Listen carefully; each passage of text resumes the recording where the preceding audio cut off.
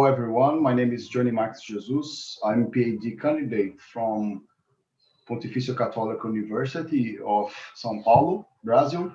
And my work deals with the development of social ontological framework for the deliberative democracy.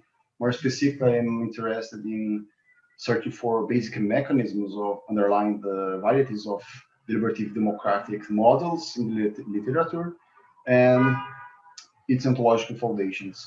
The work that I present now is a part of this project and is called deliberative democracy as remote group agency, and is based on the TUOMELA'S social ontology. The presentation has two parts. In the first part, I will present the base categories of TUOMELA'S social ontology. In the second part, I will present a brief definition of deliberative democracy among many definitions that we have in the literature. And then afterwards, I will apply the basic categories of TUOMELA on this brief definition. So let's start the first part, the basic categories of TUOMELA social ontology. The first concept that we need to keep in mind is the concept of rethinking.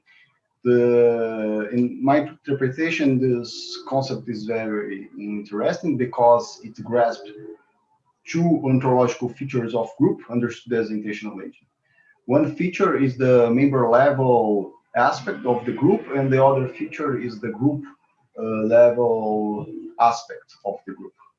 The concept of rethinking and the concept and the correlated concept of group as intentional agent in TUOMELA are irreducible ontological concepts because the unity of analysis of TUOMELA'S methodology is the group, and not specifically the psychological states of the members of the group. But this concept is not apart from description of psychological states of the members, is not unrelated to the process by which the individual constructed its intentional acts and connected this construction with the construction of intentional acts of other individuals. But when TUOMELA'S speak about rethinking or in collective intentionality and its modalities, he is speaking about a we perspective that modulates the process by which the individual produces its individual mental acts. So the description of individual mental acts of an individual as a member of a group is a description that is modulated by the shared horizon, shared meanings, shared goals, shared views, emotions that defines the we perspective of the group. This is what is very interesting and more adequate in order to understand the ontological nature of group. And in this citation, we also saw the three criteria that we see afterwards: the group reason, the collective commitment, and collective condition. These three criteria are the conditions of possibility or conditions of satisfaction of any group that is considered as intentional agent. The other aspect of TUOMELA'S work that's very important is the group ethos. The group ethos is, let's see the citation, this is the central element. A central element in a remote group is its ethos. The group's central, typically action-related constitutive properties and other group-related properties that are collectively accepted as true or right for the group by some persons who become the group's founding members. The members can be regarded as position holders. So the group ethos is a parameter that will modulate the construction of a we perspective, the construction of the collective intentionality in the I mode collective intentionality or in the we mode collective intentionality. So I will focus in the strong concept of we mode collective intentionality I will not approach the other concepts because of the short time. And then the comprehension of the group ethos is related in this work now to the strong remote collective intentionality. So the group ethos is an emergent property of collective intentionality understood in its remote functionality, a strong remote functionality.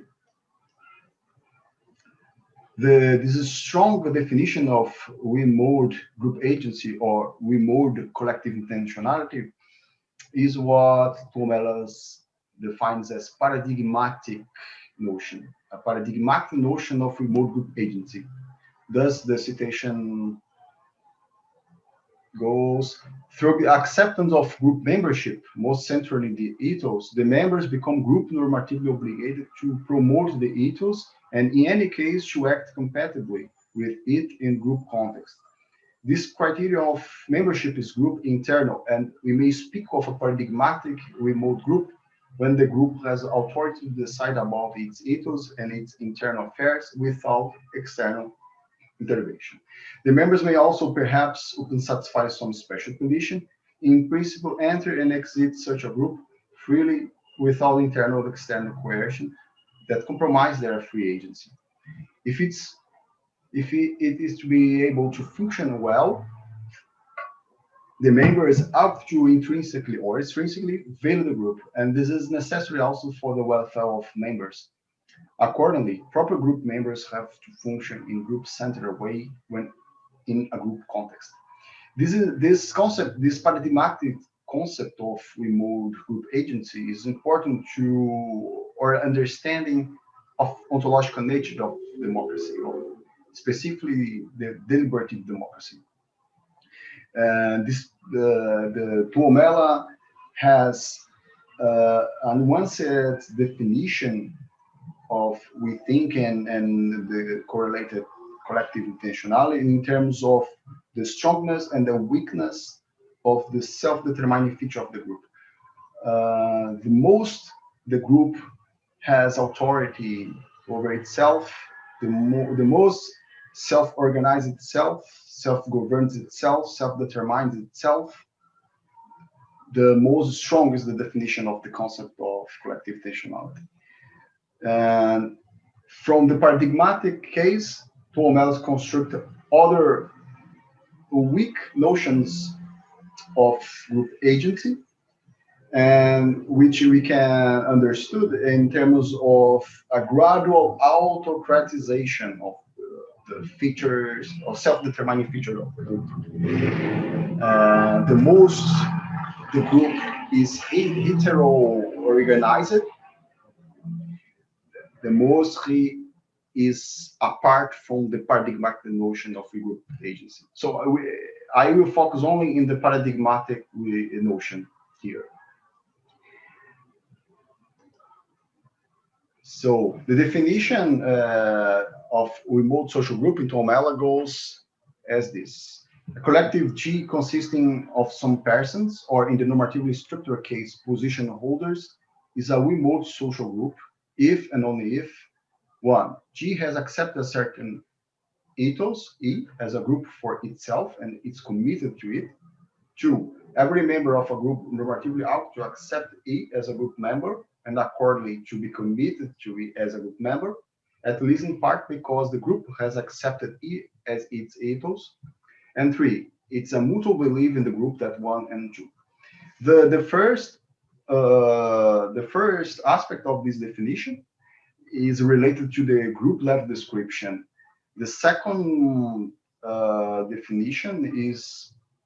the second aspect of this definition is related to the member level description. And the third aspect is the reciprocity condition by which the one individual knows that other individuals reflectively or reflectively knows that other individuals is in the same condition of promoting or being committed to the ethos of the group. So the first aspect is ontologically irreducible property of the group, the ethos of the group, the set of the shared meanings, the shared beliefs, shared attitudes, shared origin, intentional origin, by which the individuals modulate its intentional acts. And then the second definition is the aspect of the member normatively committed to the group ethos. And this type of commitment to the group ethos is what defines the social nature of the individual in the context of a group.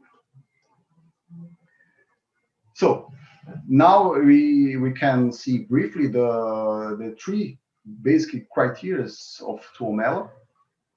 The first one is the group reason. We saw, and now we see in more detail.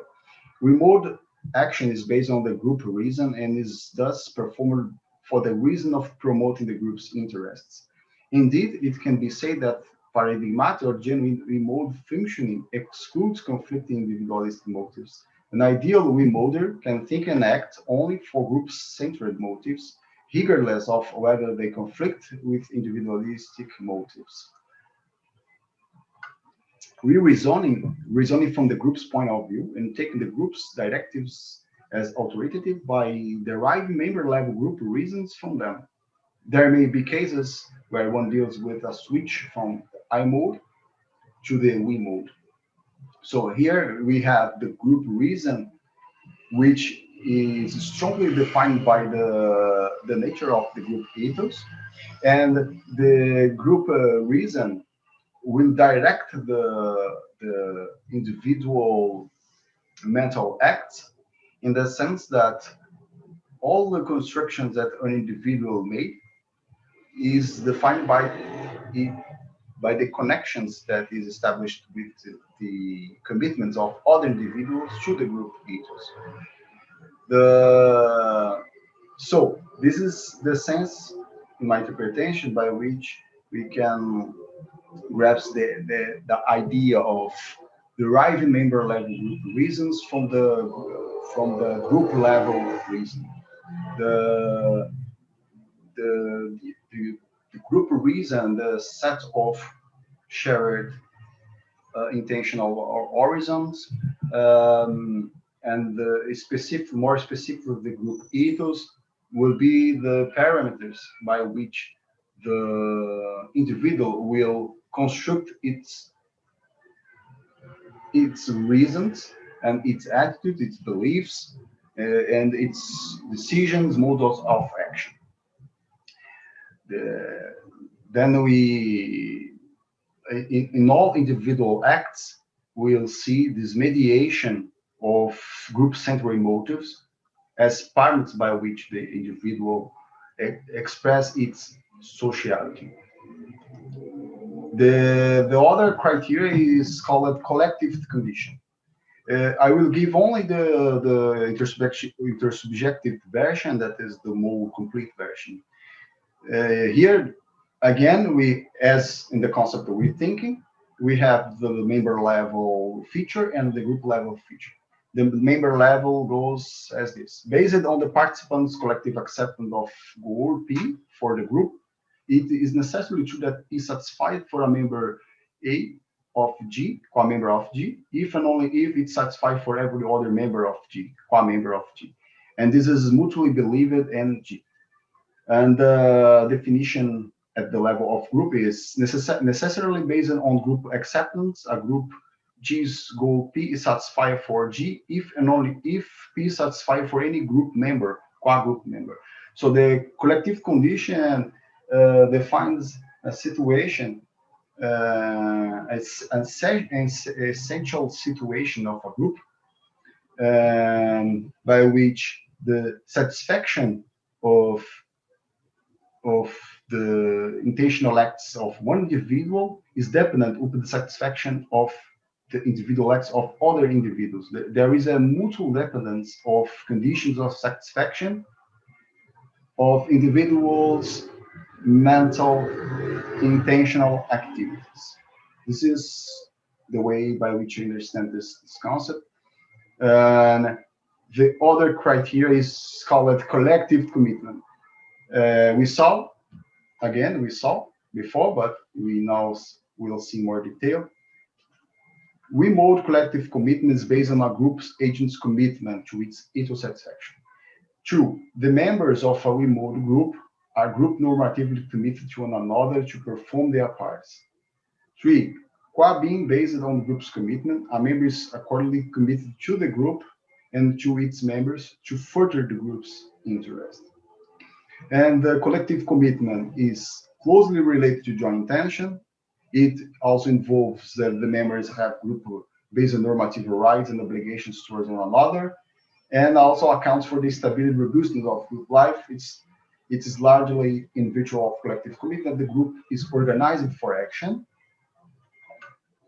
and that it's able to act effectively to achieve its goals. So here is a more detailed definition of collective commitment, and is a concept that's intrinsically related to the positions that the members play, or the role positions that members play in the context of the group. So in order to individuals promote the satisfaction of the group ethos, it's necessary that each of them contributes with its corresponding part. And this is why the group is understood as a task right system, system of interconnected individuals committed to promoting an ethos, and in this sense are correlated through the satisfaction or through the development of its individual roles, and as a function of its individual's positions in the group. So we have the general framework of TUOMELA'S social ontology. Now we can analyze the second part, that is the concept of deliberative democracy. I will take the concept of Claudia Landwehr. She proposed a classification of non-mutually exclusive four ideal types of political interaction. She distinguishes discussion, debate, deliberation, and bargaining as four types of political interactions in order to describe the informational and distributive factors related to discursiveness, cognitive factor, publicity of exchanged reason and dialogical reasoning, and coordinativeness, the conative factor, the collective decision-making pressure, and the reciprocity of mutual respect and the mutual concerns. The discussion is discursive and non-coordinative, mutual understanding without practical decision.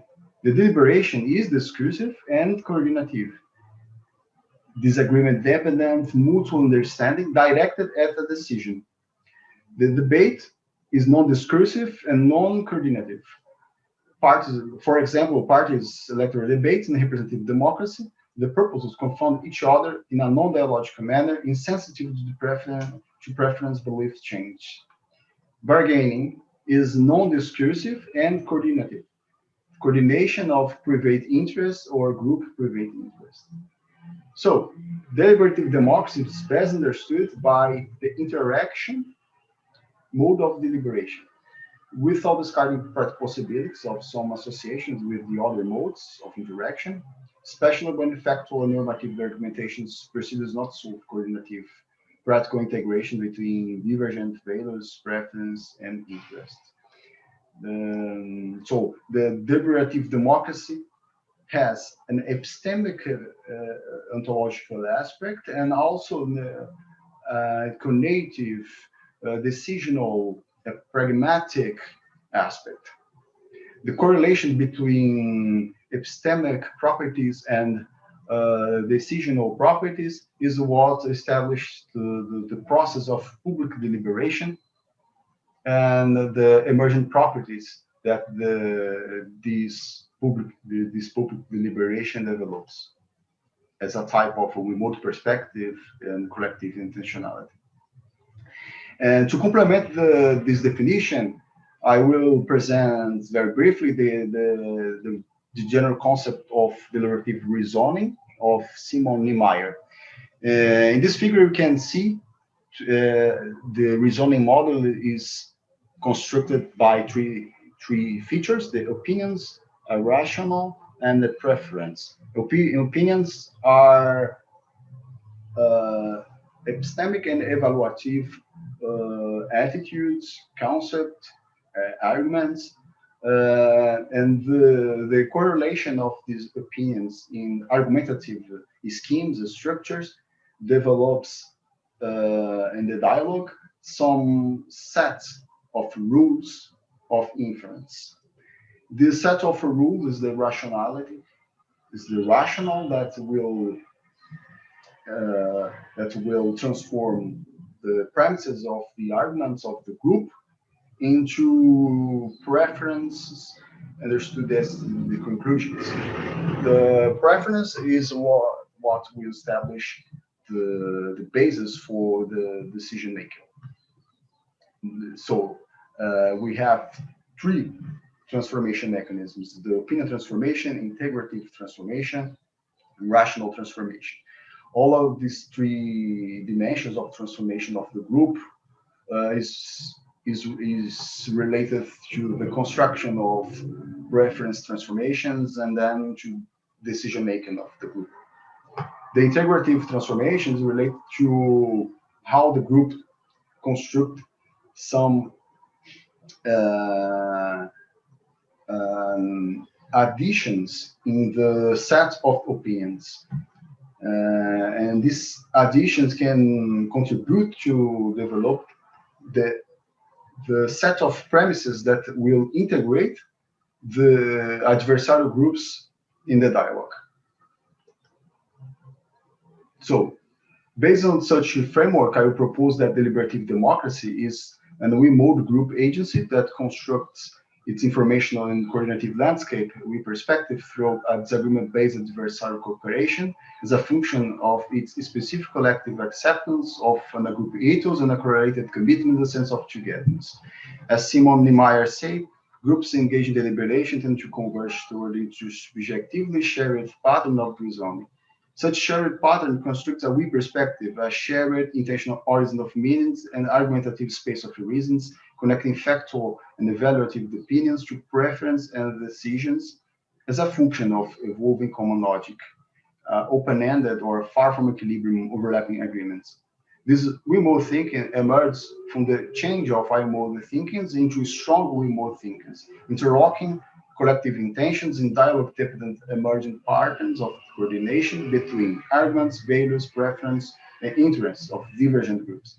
These different and divergent groups evolve into affective-cognitive-conative dynamic structure that I will regard as the gradual collective acceptance of a disagreement-based group ethos and its correlated remote group agency directed towards a shared normative goal and decisions, preferentially associated with formal institutions of representative democracy. Then the adversarial cooperative groups in a deliberative environment can be each in itself understood initially as a pro-group I-mode agency, I equals a particular group, but when each of them evolves cooperatively in the public deliberative environment, they cooperate with a sense of togetherness, a collective commitment, and an ongoing dynamic pluralist ethos. In other words, they cooperate through the patterns of a democratic perspective remote group agency, aiming at dialogical construction of an evolving disagreement-based group ethos in order to frame the motivational landscape for their coordinativeness into appropriate, effective, cognitive, and normative agreements and practical decisions, maximizing the social well-being of their communities and society based on value pluralism and mutual respect and recognition. The authoritative reason embedded in the public deliberative ethos is given or constituted by all members of public deliberation as operative members. in the sense of strong collective intentionality. There is no representative delegation, deliberative-participatory democracy, insofar as the democratic power is equally distributed through all members. But in complex deliberative institutional designs, it's possible to establish representative mechanisms associated with deliberative participatory bodies. So the preliminary definition of deliberative democratic, we move with pages, it goes as follows. First, the group G has accepted an ongoing dynamic disagreement-based ethos, E, in the sense of accepting the commitment to construct an overlapping agreement around a shared rational, at least around preference and decision mechanism. Two, as a group member, every group member and individual member of G ought to accept the commitment to construct and update an disagreement-based ethos. And three, as a group member, every group member, the individual member of G, only satisfies particular interests and goals insofar as the other cooperative adversarial group or individual also satisfy their particular interests and goals. This is the collective condition.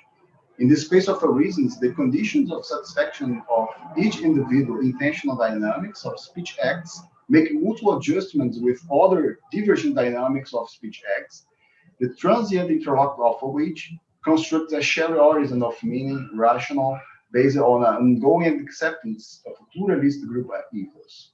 And four, it is the mutual belief in the group that 1, 2, and 3. And this reciprocity condition defined by the mutual belief is not necessarily a reflective one, but can be reflective, grasped by the intuitions of the individuals as group members.